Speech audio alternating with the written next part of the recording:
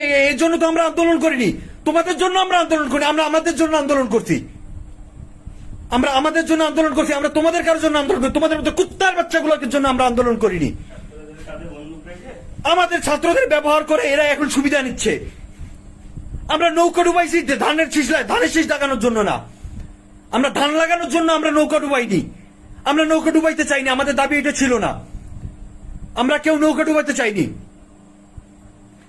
আমাদের উদ্দেশ্য নৌকা ডুবানো ছিল না, কখনোই আমাদের উদ্দেশ্য নৌকা ডুবানো ছিল না।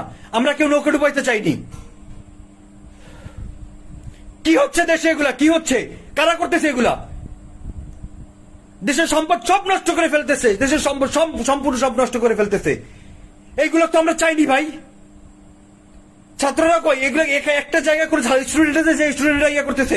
খুলনায় দেখলাম শেখ বাড়ি সহ যত আওয়ামী লীগের যত অফিস আদালত আছে, আমরা তো তাদের সাথে আমাদের কোনো গ্যাঞ্জাম না।